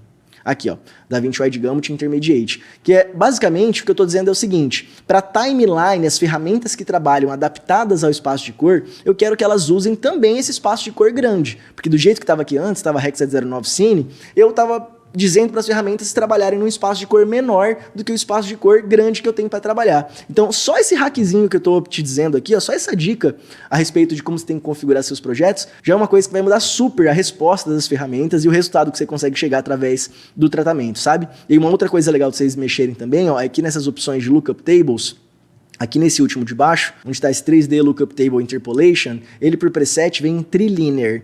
É legal vocês passarem ele para Tetrahedral, ok? Que é uma interpolação melhor, uma maneira melhor de interpretar os LUTs que a gente aplicar, e o próximo exemplo que eu vou dar para vocês aqui agora vai ser trabalhando com LUTs, então é legal vocês saberem que vocês têm que mexer nisso daqui, beleza? Então essas configuraçõezinhas, ó. Ah, e aqui no Output Color Space, colocar também Hexad 09 Gamma 2.4, que é a nossa saída padrão. Então, essa é a dica, tá? Timeline Color Space de acordo com o espaço de cor, com o gerenciamento que você vai fazer, e o Output Color Space de acordo com a nossa saída, que no caso, Hexad 09 Gamma 2.4. Então, dei ok aqui, e vamos para o nosso próximo exemplo. Aqui, galera, essa é mais uma cena feita com uma Blackmagic. Deixa eu colocar aqui em Fit. E o que eu quero mostrar para vocês agora é como que a gente pode trabalhar com os Print Film Emulations de excelente qualidade que existem na versão gratuita do DaVinci Resolve da forma correta, né? Aproveitando o melhor, o máximo da qualidade que eles têm para oferecer pra gente. Então vamos lá, a primeira coisa que eu vou fazer nessa imagem, que é de uma Blackmagic, é fazer mais uma vez o nosso gerenciamento de cores. Então, estou trazendo aqui o nosso Color Space Transform e de novo vou colocar aqui Blackmagic Design, geração 4 e 5, Blackmagic Design Film geração 5, e aqui no Output vou colocar Hexad 09, não vou colocar para ajustar, porque eu só quero mostrar a transformação para vocês, não vou passar para DaVinci Wide Gamut nesse caso. E aqui, ó, para Hexad 09, ok? Ou melhor, Gamma 2.4, cadê? Aqui. E tá lá, olha só, olha isso, gente, como que nessa imagem a resposta, olha, sem fazer nada, nenhum ajuste manual, cara, só com uma transformação feita sob medida para esse arquivo. Olha o ponto de partida que a gente tem, certo? E aí vamos lá, vou salvar aqui um print disso que a gente acabou de fazer. Vou salvar aqui um still e já vou dar um nome, vou chamar de Hexad 09, padrão. Agora, qual que é o lance? Esse daqui é um outro erro que muita gente comete, cara, na hora de trabalhar com os print films do DaVinci. O que muita gente faz? Cria aqui um node para frente, né? Aí vai lá nos LUTs que existem no DaVinci, acha aqui nos Film Looks, esse é o caminho, tá? Vem aqui em LUTs, vem aqui em Film Looks, e a gente vai ter esse monte de LUTs aqui, que são print film emulations que já tem na versão gratuita do DaVinci. A gente vai ter os Fuji e vai ter aqui os Kodak. Tem eles para DCI-P3 e para Hexad 09. Como a gente está trabalhando em Hexad 09, são esses que eu vou usar. Aí vocês vão reparar que tem 3 versões de cada um, né? Tipo D55, 60, 65. Esses numerozinhos, esses Ds aqui, estão falando sobre a temperatura do filme. Um é mais quente, outro é mais frio, mas é tudo o mesmo filme, beleza? E aí o que muita gente faz? Eu vou trabalhar com esse daqui, ó, Kodak 2383. Pra vocês terem uma ideia do nível desse print film, esse mesmo print film foi usado em filmes como Batman Cavaleiro das Trevas, Interestelar, Joker. Então assim, cara, esse print film é uma das estéticas mais consagradas do cinema e ele tá aqui na sua mão, disponível na versão gratuita. E aí, qual que é o lance, né? O que muita gente erra? Pega esse do meio aqui, por exemplo, que é o que eu quero trabalhar, e aplica lá na imagem. E olha só de cara o resultado que ele traz pra gente, né? Olha isso, cara, como tá destruída essa imagem. Contraste arrebentado, saturação arrebentada.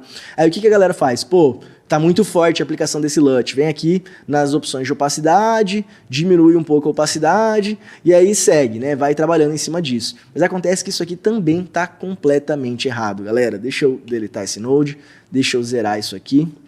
Na verdade, zerar não, vou só recuperar aqui essas informações. E aí, qual que é o lance, galera? Deixa eu desativar aqui esse node, tá? E aí, o que acontece? Imagina, galera, que esse print film aqui, assim como todos os outros que vem ali naquela listinha dos Film Looks do DaVinci, eles não foram feitos para serem aplicados nessa gama aqui, ó, na gama 2.4.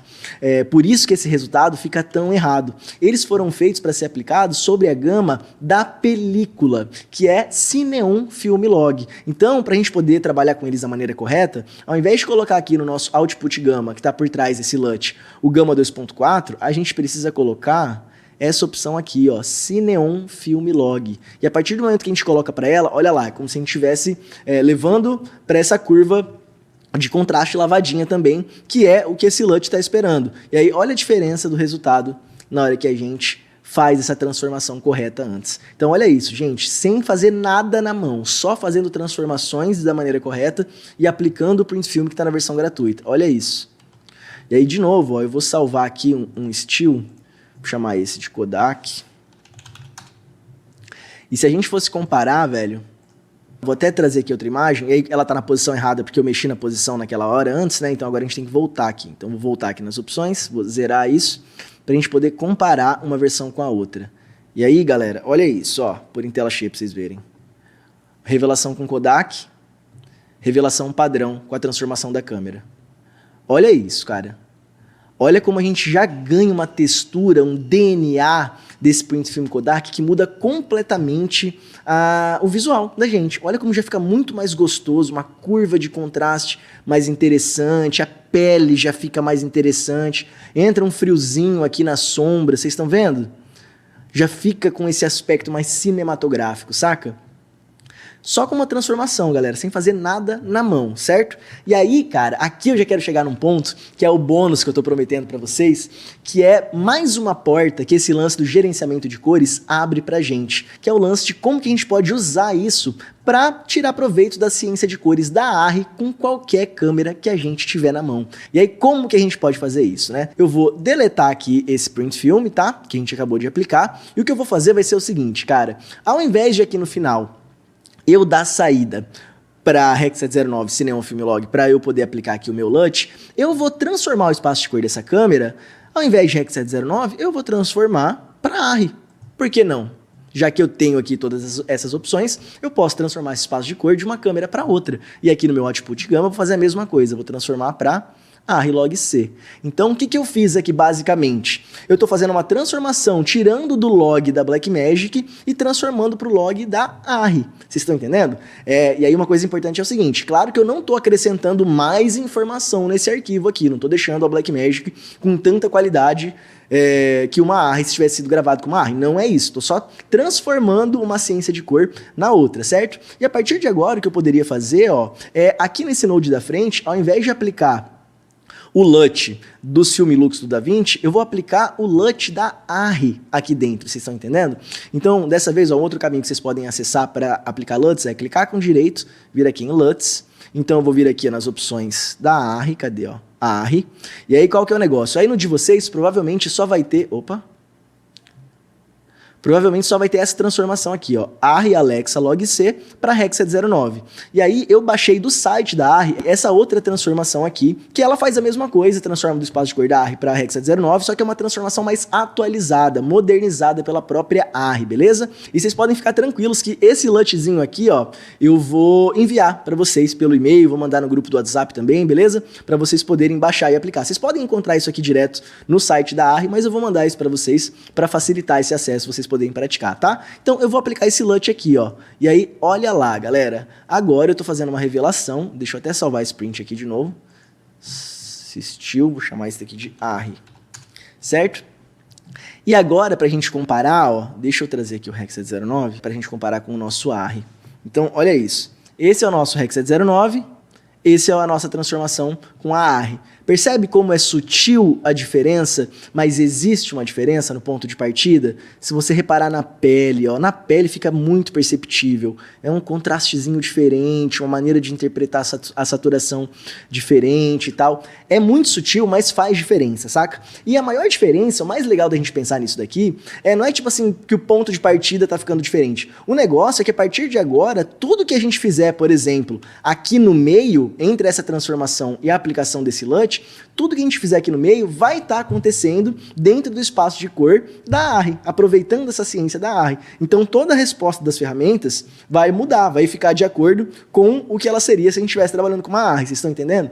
Então isso daqui, galera, abre porta para muita coisa, porque assim, tem muitas ferramentas que foram otimizadas, foram pensadas tendo como base a ciência de cores da ARRI, porque assim, não sei se você sabe, mas a ARRI é simplesmente a melhor fabricante de câmeras do mundo. Isso não é uma opinião minha, isso é um consenso, todo mundo sabe disso. A história da ARRI se funde com a história do cinema. Então por isso que muitos recursos, muitas ferramentas de cor foram desenvolvidas pensando no espaço de cor, tendo como base o espaço de cor da ARRI. Então elas ficam otimizadas para trabalhar nesse espaço, vocês estão entendendo? E aí só para vocês saberem, na hora que eu mandar esse LUT para vocês instalarem ele, é super simples, é só você vir aqui em LUTs, vir aqui, por exemplo, na pastinha da ARRI, ó, clicar com direito, Open File Location.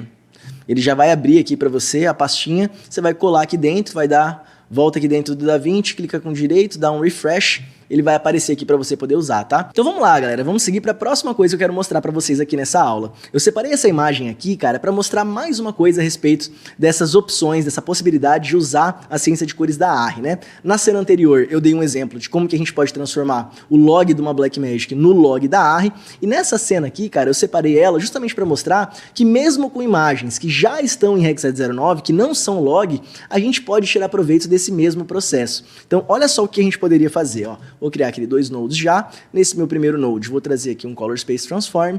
E aqui eu vou fazer a mesma coisa que eu fiz na imagem anterior. Vou transformar para ARRI log C. Então aqui nesse node, ó, eu vou tirar de Hexad 09,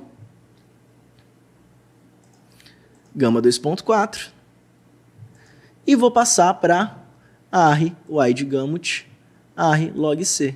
Então, o que eu estou fazendo aqui? É como se eu estivesse transformando essa imagem de Hexad 09 para o log C da ARRI, para eu poder aqui na frente aplicar o meu LUT da ARRI. Ó. Então, olha só, vou vir aqui em LUT de novo, vou vir aqui nas opções da ARRI, aplicar esse que é a versão atualizada do LUT, e olha isso, galera, original com o LUT da ARRI, original com o LUT da ARRI. Então, o mesmo processo que eu mostrei na situação anterior, com uma imagem em log, a gente pode fazer também com cenas que não estão em log. Então, olha isso, é uma diferença sutil, mas muda, cara, o nosso ponto de partida. Você vê como a pele ganha um contraste diferente, a saturação se comporta diferente, já traz uma textura diferente, um DNA, que é outra coisa, saca? É uma outra parada, velho. E assim, o mais legal, de novo, é aquela coisa, né? Tudo que a gente for fazer agora, aqui no meio do caminho, vai estar trabalhando com essa ciência de cores da ARRI. E agora a gente vai para o último exemplo que eu quero trazer aqui para vocês, dessa parte técnica que eu quero apresentar, que essa vai ser a parada mais prática que eu vou mostrar para vocês nessa aula. Essa cena aqui eu vou usar ela para realmente desenvolver um visual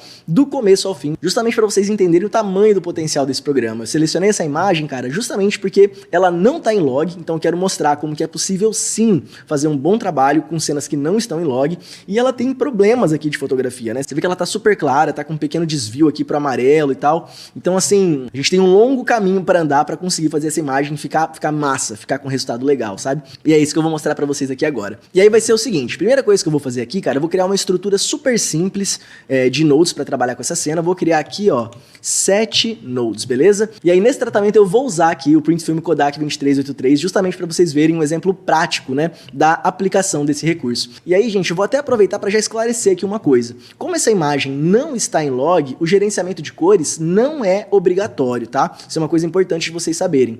A gente só é obrigado a fazer o gerenciamento de cores quando a gente está trabalhando com imagens em log ou em RAW. Quando a gente trabalha com imagens que já estão em Hexad 09, que elas não chegaram em um espaço de cor maior, a gente não é obrigado a trabalhar com gerenciamento, a gente pode tocar direto o tratamento. Porém, isso não significa que você não pode usar caso você queira. Inclusive, nesse exemplo aqui, eu vou mostrar para vocês como que a gente pode usar o gerenciamento mesmo trabalhando com esse tipo de imagem, beleza? Então, antes de eu começar, cara, eu já vou nomear todo mundo aqui para ficar mais fácil da gente se localizar. Então, esse meu primeiro node vai ser o Color Space Transform in, a entrada do meu gerenciamento.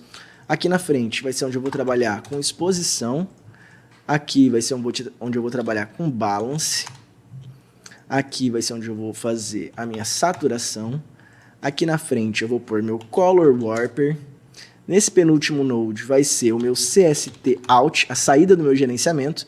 E aqui na ponta eu vou colocar o meu Print Film Emulation, beleza? Então vamos lá, aqui no meu primeiro node já vou trazer o meu Color Space Transform, e o meu gerenciamento aqui vai ser o seguinte, ó, aqui na entrada eu vou colocar o Hexad 09, que é o espaço de cor que tá chegando essa cena, né? Essa é uma cena de uma Sony, Gamma 2.4, e eu vou passar para DaVinci Wide Gamut, DaVinci Intermediate, porque nessa imagem aqui, como eu vou trabalhar com ela, eu vou fazer o meu gerenciamento para DaVinci Wide Gamut, até porque nas minhas configurações do projeto aqui, eu coloquei a minha timeline para DaVinci Wide Gamut, beleza? Então, todo o meu tratamento, tudo que eu for fazer aqui de ajuste, vai estar acontecendo nesse meio de campo, nesse espaço de cor desenvolvido pelo DaVinci, tá? Então, vamos lá. E agora, na saída aqui do meu gerenciamento, eu vou fazer a minha transformação de saída. Então, eu vou tirar de DaVinci Wide Gamut, DaVinci Intermediate, e vou passar para Hexad 09 e Cineon Film Log, para eu poder aplicar o meu Print Film e ter a resposta correta, beleza? Então aqui na frente no meu Print Film, vou vir aqui em LUTs, tá lá os meus Film Looks, vou aplicar de novo o meu Kodak 2383 D60. E aí, olha lá. Percebe como a gente ainda está longe de ter uma resposta, um resultado de qualidade? Isso daqui, inclusive, é legal para a gente mostrar como que um print film, um LUT sozinho, não faz milagre, cara. Quando a imagem tem problemas, tem questões para serem resolvidas, só aplicar o LUT não vai te fazer chegar num resultado correto magicamente. Vocês estão entendendo? Então a gente tem um longo caminho aqui para percorrer para que esse LUT seja aplicado e a gente tenha uma resposta bacana dele. Então vamos lá. A primeira coisa que eu vou fazer aqui, cara, é endereçar o maior problema que eu tô vendo nessa imagem, que é a questão da exposição. Ela tá muito clara. Então, eu vou diminuir a exposição dessa imagem trabalhando aqui, ó, pela minha aba HDR.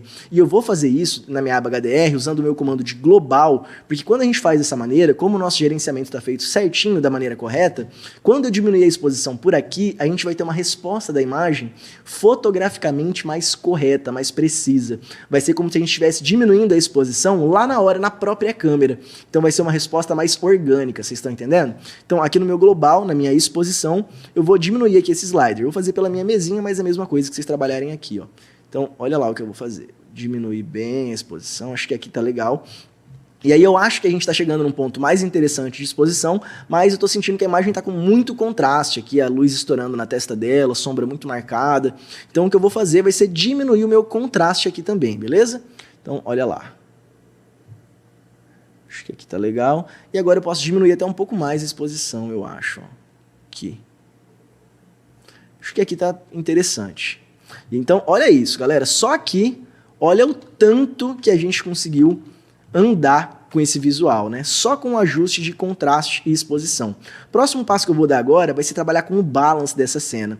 Quando eu olho para essa imagem, eu sinto que ela tá puxando pro quente, tem um pequeno desvio pro amarelo, e pensando no contexto, tipo, cara, imagina, essa menina tá com um casaco pesado, ela tá tomando um café e tal, tudo indica que tá frio onde ela tá. Então eu vou fazer um ajuste para equilibrar a temperatura dessa imagem, levar para esse lado um pouco mais azul. E eu vou fazer isso aqui, ó, pelas minhas primárias, e ao invés de trabalhar com os meus comandos clássicos de temperatura e tint, eu vou trabalhar com o meu offset, beleza?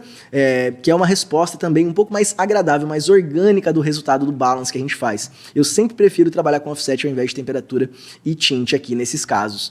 Então eu vou vir aqui no meu offset e eu vou começar a jogar ele na direção do azul para equilibrar essa cena, deixá-la um pouco mais fria, olha lá.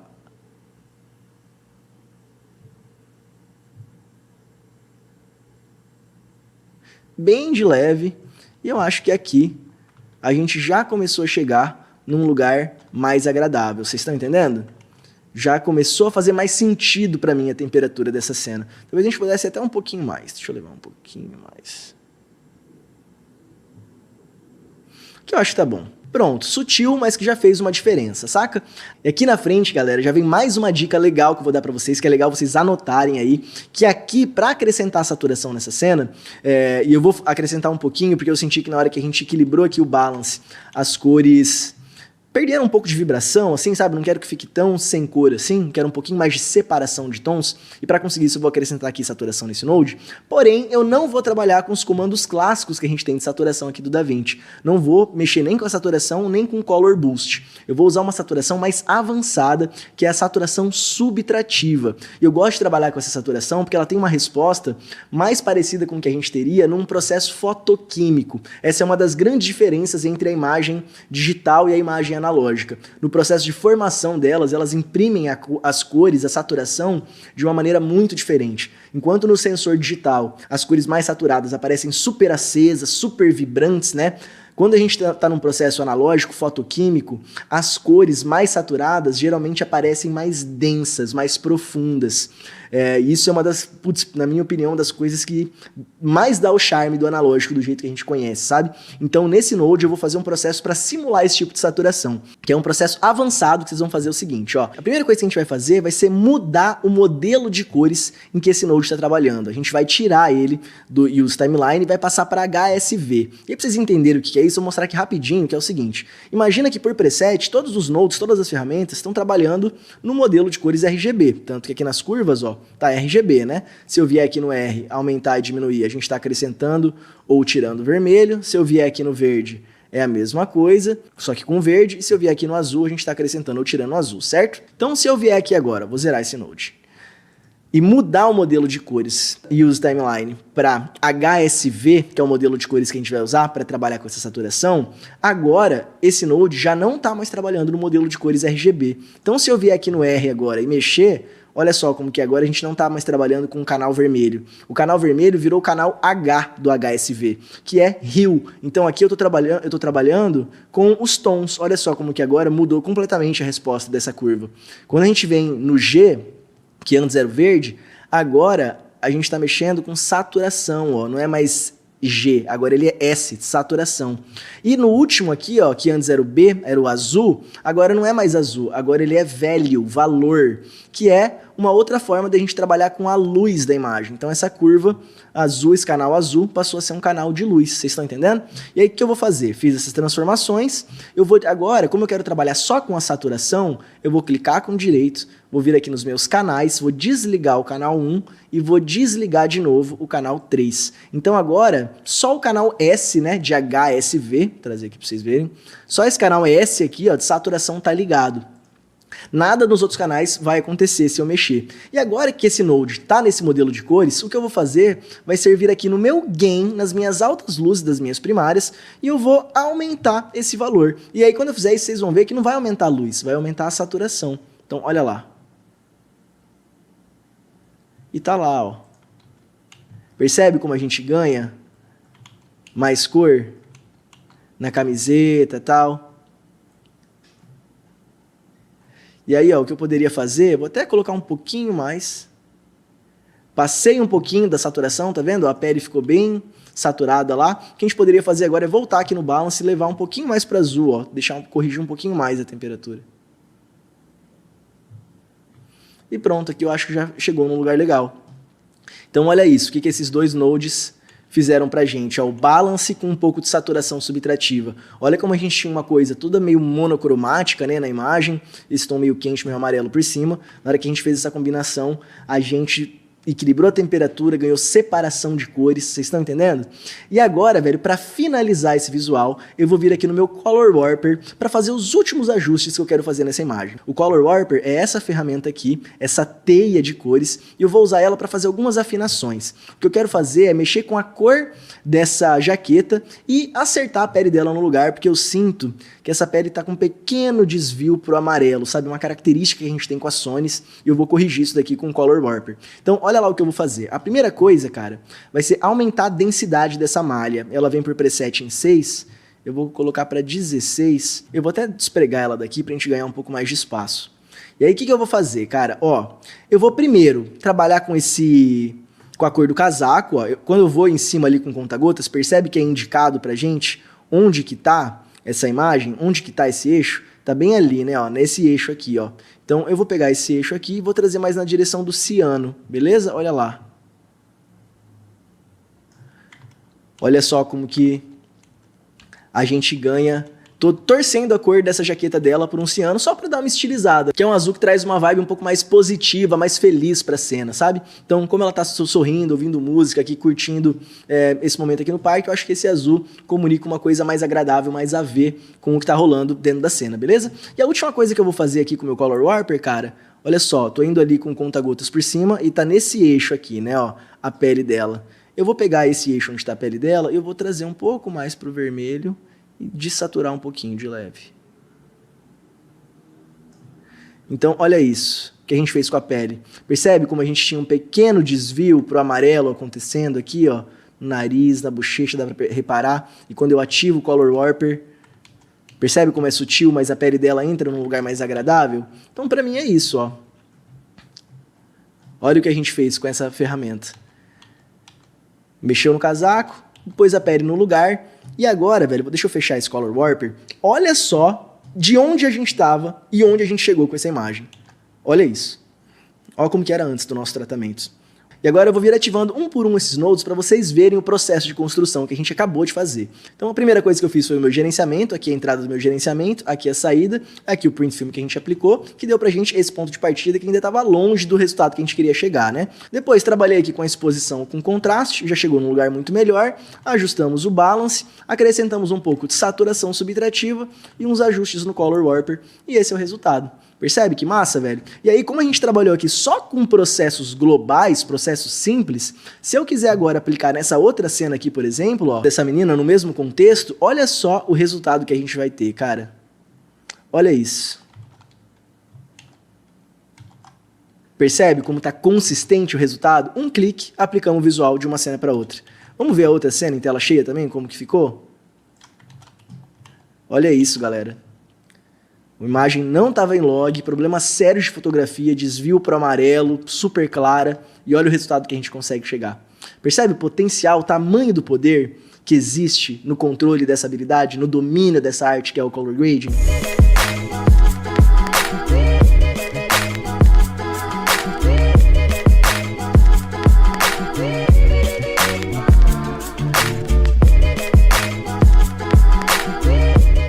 E é isso, gente. Agora que você entendeu a base, chegou o momento de você começar a praticar. Como eu falei mais cedo, eu preparei algumas missões para você nessa jornada.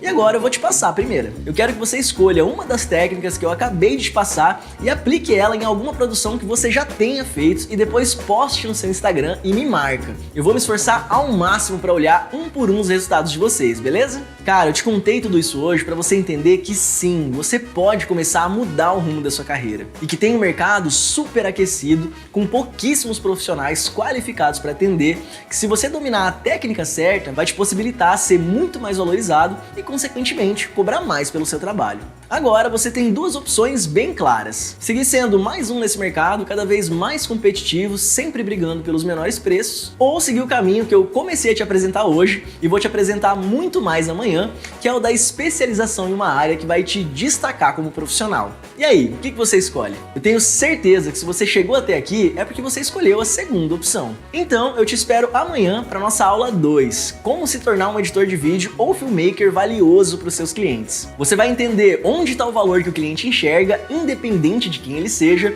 e como você pode se posicionar como alguém que tem isso para oferecer. Então, até amanhã!